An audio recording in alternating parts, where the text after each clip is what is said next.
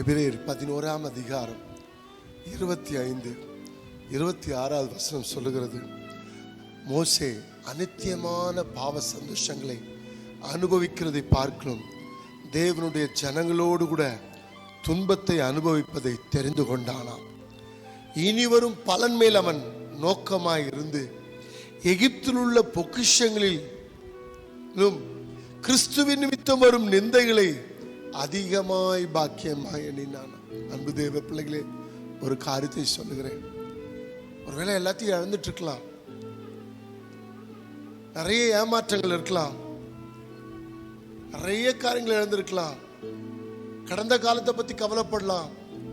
ஏமாற்றங்கள், தோல்விகள், இழப்புகள், துரோகங்கள் உங்களை மனசோர்வு உண்டாக்கிருக்கலாம். கவலைப்படாதுங்க. உங்களுக்கு ஒரு வார்த்தையை சொல்லுகிறேன், இனி வரும் பலன் மேல் நோக்கமாயிருங்கள். உங்களுக்கு ஒரு பலன் வரப்போகிறது, அது கர்த்தரிடத்திலிருந்து பலன் வரப்போகிறது. ஆண்டவர் ஆபிரகாமை பார்த்து சொன்னார், ஆபிரகாமே, நானே உனக்கு பலனாய் இருக்கிறேன், நான் உனக்கு நான் கேடகமும் மகா பலனுமாய் இருக்கிறேன் என்று கர்த்தர் சொல்றார்.